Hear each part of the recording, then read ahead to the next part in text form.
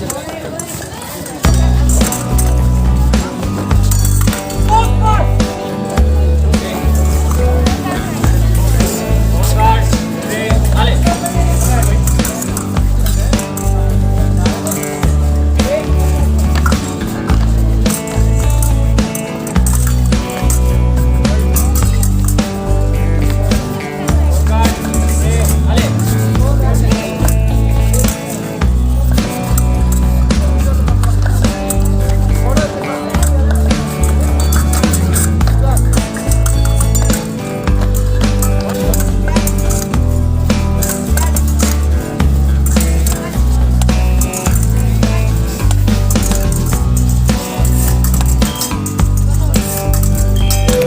जनता की वाणी the Lokvani news पर आप सभी का स्वागत है। मैं नरेश कुमार।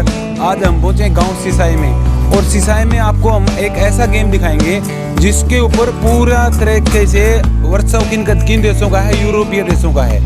और जो गेम चाइना के अंदर, कोरिया के अंदर जो खेला जाता है, जो चैंपियन है वहाँ के लोग, उनको चैलेंज देने के लिए यहाँ पर एक नर्सरी, एकलव्य स्पोर्ट्स नर्सरी यहाँ पर तैयार की गई है, और एकलव्य स्पोर्ट्स स्कूल के अंदर। और इसके अंदर उन देशों को चुनौती देने के लिए यहाँ पर एक नर्सरी तैयार हो रही है, एक प्योत तैयार हो रही है। और ये कौन तैयार कर रहा है और किन के कुशल निर्देशन में ये ऐसा चल रहा है, और कौन है मैनेजमेंट है जो इतना बढ़िया स्पोर्ट्स अकेडमी यहाँ पर चला रही है। और आइए हम उनसे बात करते हैं। और अभी मैं आपको बता दूं, अभी थोड़े दिनों पहले जो नेशनल टूर्नामेंट हुई थी, उसके अंदर इस स्कूल की छात्रा ने ब्रॉन्ज मेडल जीता था। और आज संदीप सिहाग जी हमारे बीच हैं। संदीप सिहाग जी से बात करते हैं। हाँ जी, नमस्कार सर। नमस्कार सर। सर आपको भी सर बड़ी मतलब अनोखा गेम आप यहाँ पर लाए हो। ओलंपिक के अंदर भी हमने सुना है कि काफी मेडल आते हैं, लेकिन इंडिया का उस लिस्ट में कहीं नाम नहीं होता।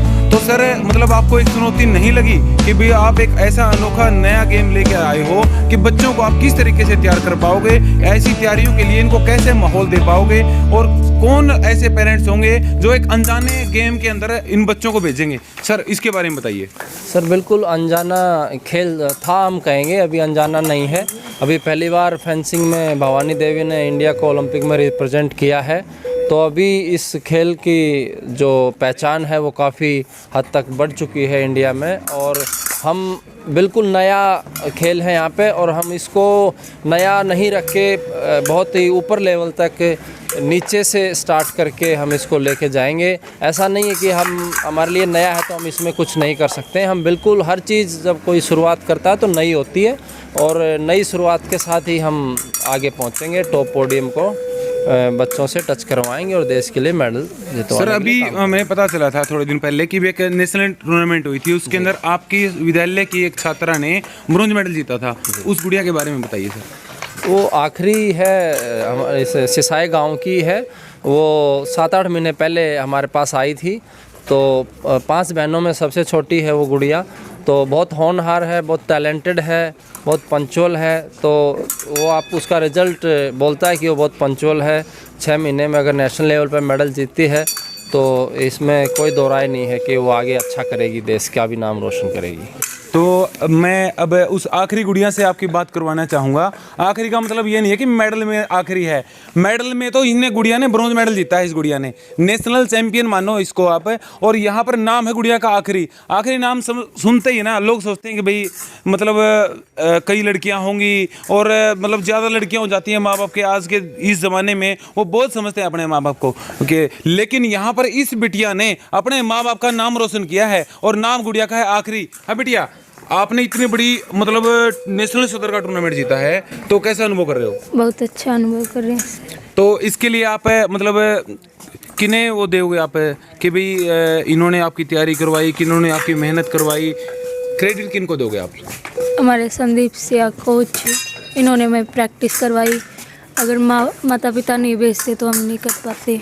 तो गुड़िया ने बता दिया कि भाई माता पिता का सहयोग रहा, और यहाँ पर संदीप सर जी हैं जो एकलव्य स्पोर्ट्स स्कूल के अंदर हैं, इन्होंने भी गुड़िया की बहुत तैयारी करवाई। गुड़िया, आपको डर नहीं लगा कि भाई बिल्कुल नया गेम है, संदीप सर नया गेम लिया है, गांव के अंदर हो, गांव में जिन्होंने कभी सुना नहीं था, मास्टर चंदगी राम जी का गाँव है, कुश्ती का यहाँ पर माहौल है, और एकदम से नया गेम आपने ज्वाइन कर लिया? क्या सोचकर आपने नया गेम ज्वाइन किया था?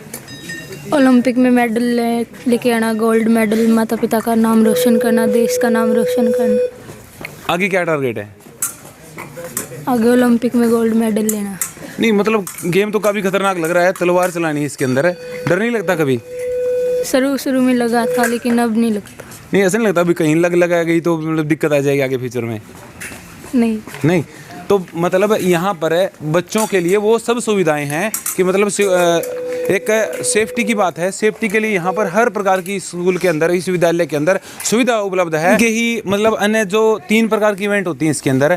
और यहाँ पर एक उनमें से एक इवेंट के कोच सर हमारे सामने हैं मोहित जी, और सर आए हैं केरला से स्पेशली हरियाणा के बच्चों को निखारने के लिए, इनकी प्रतिभा को आगे बढ़ाने के लिए यहाँ पर केरला से मतलब इतनी दूर दूर से यहाँ पर इस स्कूल के अंदर स्टाफ को बुलाया गया है स्पेशली, मतलब इनवाइटेड कोच हैं ये। और सर से, मोहित सर से बात करते हैं। सर नमस्कार। नमस्कार सर। सर को मैं आपको बता दूं हरियाणा से ही हैं, सोनीपत से, और सोनीपत से यहाँ पर हिसार के अंदर सिसाई गांव के अंदर आप सर आए, पहलवानों का गांव है, और मतलब आपको लगा नहीं कि चैलेंज है इन बच्चों को जिनके ना कुश्ती तो रग रग में है, और इनको एकदम से विदेशी गेम आप यहाँ पर लाए हो इनके लिए, तो एक चैलेंजिंग नहीं लगा सर आपको?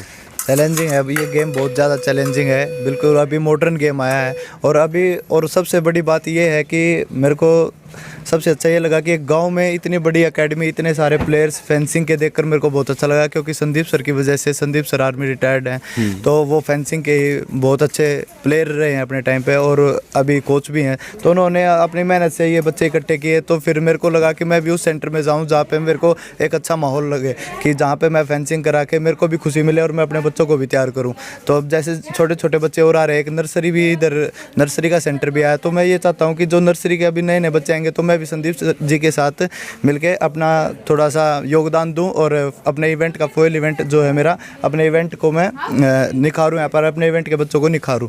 तो आपके साथ केरला से कोच साहब आए हैं, इनके बारे में थोड़ा सा बताओ। इन्होंने मेरे साथ ही NIS में डिप्लोमा किया था, डिग्री की थी, तो ये केरला से, इनका नाम विवेक PV नाम है। और संदीप जी ने मेरे से बात की थी कि भाई एक कोई सैबर का कोच और हमारे लिए प्रोवाइड करवाओ, तो मैंने उनको थोड़ा सजेस्ट किया कि एक ऐसे मेरे साथ बहुत ही अच्छे साइबर इवेंट के कोच हैं जो मेरे साथ ही डिग्री की उन्होंने, तो मैंने उनको सजेस्ट किया, तो उन्होंने इनसे बात की, तब इन्होंने केरला से बुलाया विवेक जी को, संदीप जी ने।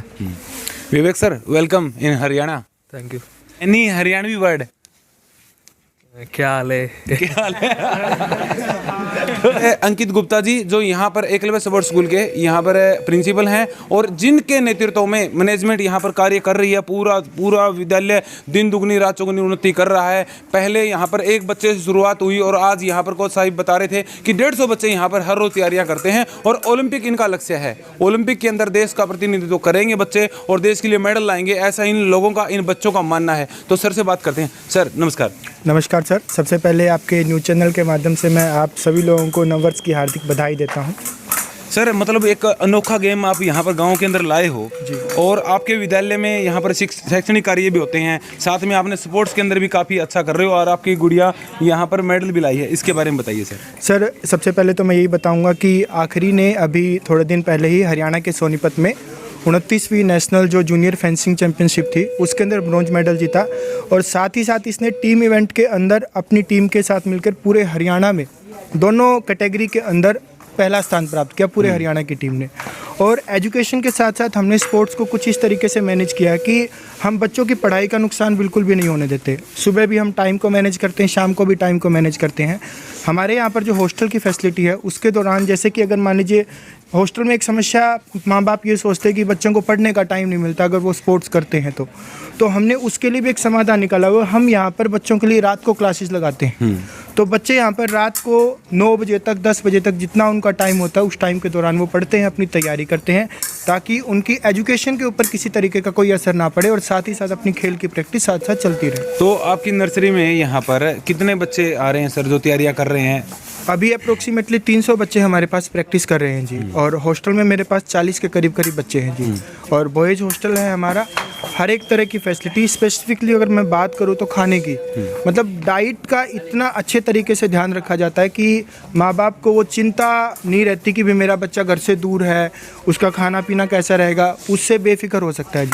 सेकंड थिंग, जब आपने कोच साहब से बात करी तो उनके नेतृत्व में जिस तरीके से टीम जीत रही है, बच्चे जीत रहे हैं, वो तो देखो उसको मैं अगर अपने मुंह से उसकी तारीफ करूं तो देखो वो छोटा मुंह बड़ी बात नहीं, वाली बात हो बिल्कुल जाएगी। आपका रिजल्ट बता रहा है सर है कि मतलब लगातार बच्चे मेडल ला रहे हैं, लेकिन कई बार पेरेंट्स के दिमाग में ये बात रहती है भाई इस स्कूल के अंदर मतलब बच्चे मेडल तो खूब ला रहे हैं, तो शायद स्पोर्ट्स के ऊपर ज़्यादा ध्यान दिया जा रहा है, शैक्षणिक कार्यों पर कम। इसके बारे में आप हमारे दर्शकों को क्या कहना चाहोगे सर? नहीं सर, ऐसा कुछ भी नहीं है। देखो मैं एजुकेशन के बारे में अगर मैं बात करूँ तो देखो पिछला एक सेशन कोविड का सेशन था सर, सभी पेरेंट्स इस चीज़ से अवेयर हैं।